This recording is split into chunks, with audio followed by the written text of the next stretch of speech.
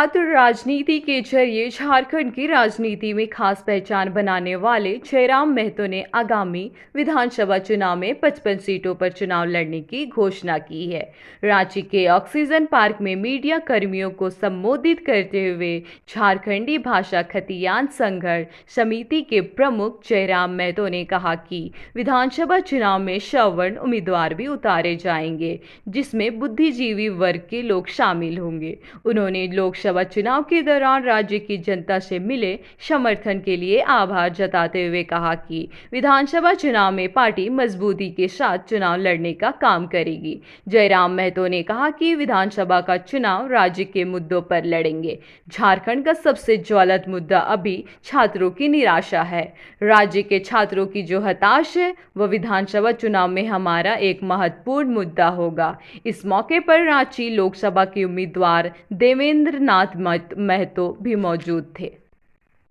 कि चुनाव हम लोग प्रयास करेंगे कि बहुमत की सीटों पे लड़े, यानी मान के चले हम लोग 8 लोकसभा की सीटों पे चुनाव लड़े थे, तो 8 × 6 = 48, शायद चतरा और हजारीबाग में 5-5 यानी 46 सीटें तो हमारे अंडर आ ही रही हैं।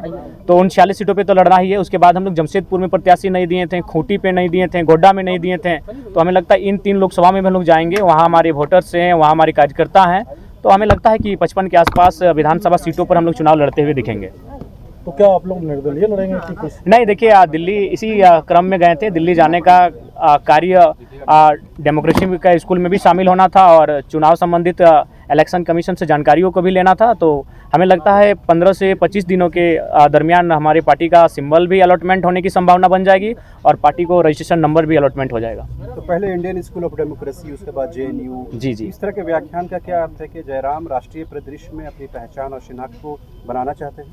देखिए, मेरा उद्देश्य ये रहा कि जिन मंचों में मुझे अवसर मिला, मैंने वहाँ झारखंड की, मैंने तो आशा किया था कि संसद में झारखंड के विषयों को रखा जाएगा, लेकिन अगर संसद में जाने से हम लोग चूक गए तो कम से कम उन संस्थानों तक हमारे विषय जाने चाहिए जहाँ देश और राज्य के तमाम मुद्दों पर विचार और विमर्श किया जाता है। तो उसी उद्देश्य के साथ मैंने उन आमंत्रण को स्वीकार किया, चाहे इंडियन स्कूल ऑफ डेमोक्रेसी का मामला हो या फिर जेएनयू का मामला हो। और साथ ही हम लोग वहाँ एग्रीकल्चर यूनिवर्सिटी भी गए थे, वहाँ के भी तमाम रिसर्च स्कॉलर से मिले जहाँ झारखंड के भी युवा हैं। तो वहाँ जाने का उद्देश्य यही था कि हम झारखंड के विषयों को उनसे साझा कर सकें और उन विषयों पर निदान कैसे हो, आने वाले विधानसभा चुनाव में हमारी स्टडी क्या हो, उन विषयों पर बात करने के लिए।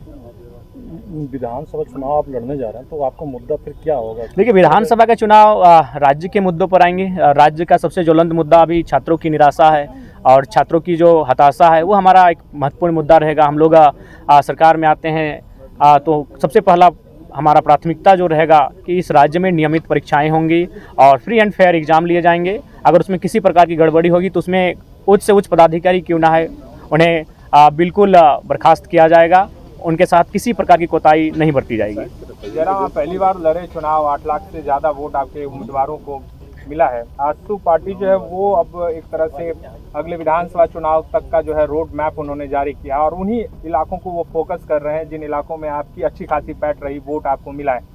तो आप कैसे देखते हैं, आपके लिए क्या आजसू आज की तारीख में चुनौती है या है, तो फिर कैसे निपटेंगे उससे? देखिए, मेरे लिए कोई एक विशेष दल हमारी चुनौती नहीं है, क्योंकि मैंने वहाँ से वोट लाए जहाँ से आजसू के अलावा बाकी पार्टियां थे। जैसे मैंने बेरमो से 53,000 वोट गेन किया, वो कांग्रेस की सीट है, पारंपरिक सीट है कांग्रेस की।